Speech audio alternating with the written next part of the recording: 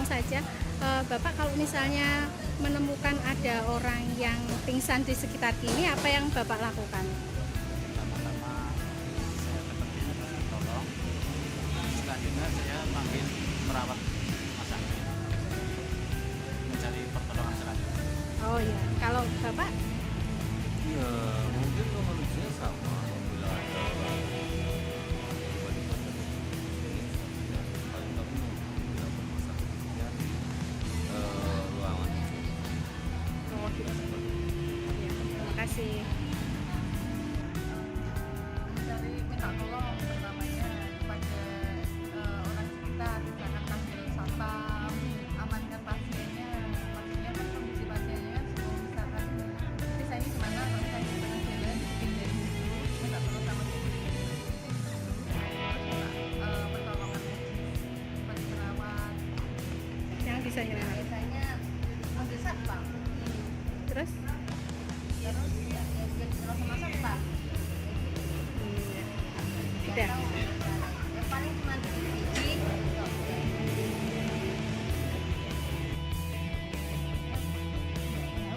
Nggak tahu.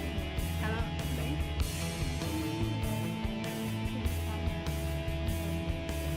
kalau cari pertolongan Oh iya, kemana cari? ke perawat atau orang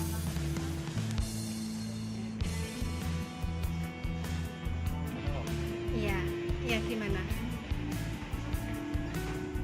Pakai transportasi. Iya. Iya, gimana? Iya.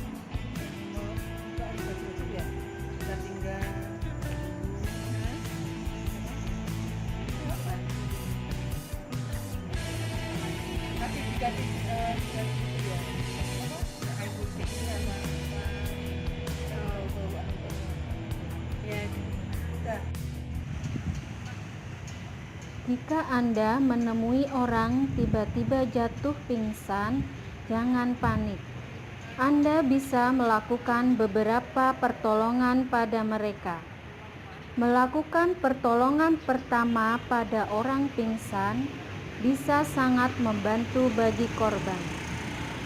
Hubungi kami melalui call center Rumah Sakit Umum Pusat Dr. Karyadi Semarang 024 8450 800.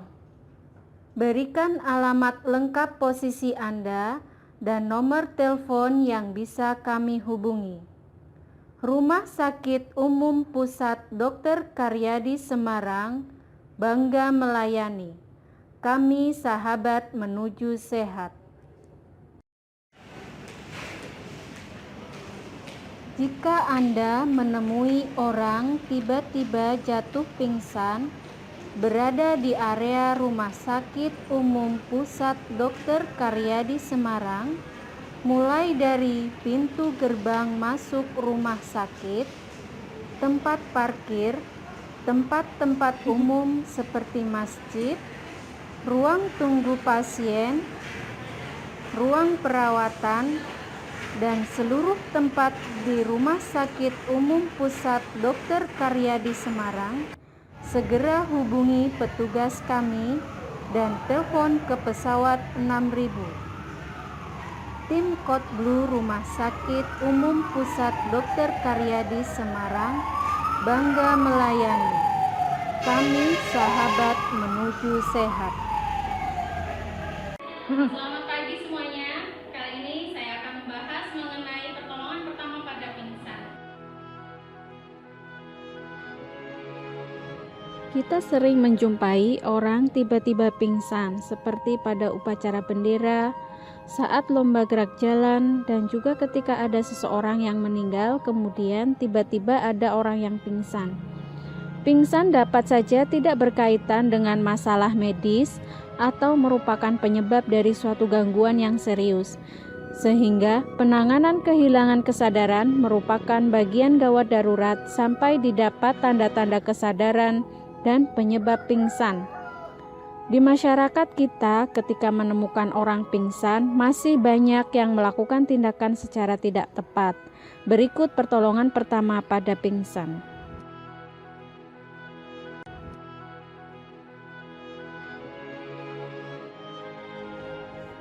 Pingsan adalah kehilangan kesadaran yang terjadi secara mendadak dalam waktu yang singkat. Tanda dan gejala pingsan: cacat, lemah, pusing, mata berkunang-kunang, keringat dingin, mual, kulit dingin dan lembab. Patofisiologi pingsan.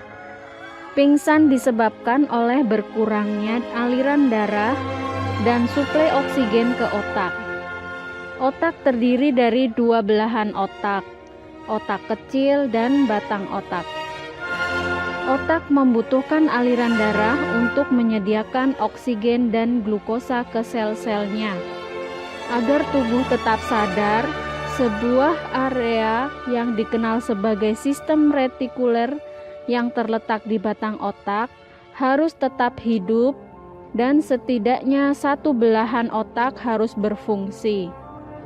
Pingsan terjadi bila sistem pengaktif retikuler atau kedua belahan otak kekurangan darah, oksigen atau glukosa. Berkurangnya aliran darah dan oksigen yang menyebabkan pingsan dapat terjadi jika tubuh tidak dapat segera mengkompensasi suatu penurunan tekanan darah. Hal tersebut dapat terjadi karena gangguan irama jantung, aktivitas fisik yang berat atau kelelahan, penurunan volume darah, mekanisme kompensasi terhadap sinyal dari bagian tubuh lain seperti dehidrasi, suhu terlalu panas atau terlalu dingin, dan emosional berlebih atau kaget. Komplikasi pingsan adalah kejang dan kematian. Pengobatan pada orang pingsan tergantung pada penyebabnya. Pada denyut jantung yang terlalu lambat dapat diperbaiki dengan alat pacu jantung, yaitu suatu alat listrik yang merangsang denyut jantung. Pada denyut jantung yang terlalu cepat dapat diberikan obat untuk memperlambat denyut jantung. Pada penderita kelainan katup jantung, mungkin perlu dipertimbangkan untuk dilakukan pembedahan. Apabila kita menemukan seseorang pingsan baik di jalan atau dimanapun, yang kita lakukan pertama adalah pindahkan korban ke tempat yang aman. Usahakan di tempat yang sejuk. Kemudian setelah itu kita cek respon dulu, apakah dia pingsan atau hanya tidur. Cek respon Pak. Kalau tidak ada respon, kemudian kita minta pertolongan. Setelah minta pertolongan, kemudian kita cek nadi. Nadi ada, kita cek jalan nafas. Apabila ada gigi palsu, kita bisa lepaskan dulu.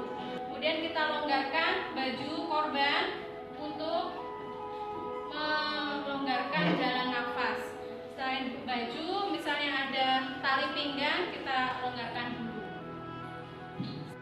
Kita melonggarkan pakaian, kemudian kita tinggikan kaki korban sekitar 20 sampai 30 cm. Tujuannya agar peredaran darah lebih banyak menuju ke otak. Kemudian yang kita lakukan adalah memiringkan kepala pasien apabila pasien akan muntah, jadi tidak mengganggu jalan nafas. Juga menghindari lidah jatuh ke belakang, jadi jalan nafas bisa lebih longgar. Amati pasien dari ujung kepala sampai ujung kaki, apakah ada kelainan, apakah ada pembengkakan atau perdarahan atau luka. Misalnya ada perdarahan, langsung kita tekan dan kita angkat seperti ini. Setelah semua stabil, kita tunggu pasien hingga dia sadar. Biasanya apabila pasien pingsan hanya beberapa menit kemudian dia sadar. Apabila sampai tunggu sampai 8 menit, tidak sadar, kita harus membawanya ke fasilitas kesehatan terdekat. Apabila sudah sadar, jangan langsung berdiri. Tanyakan kepada pasien apakah sudah kuat atau belum. Bapak, apakah sudah kuat untuk duduk? Misalnya belum kuat, biarkan dia istirahat.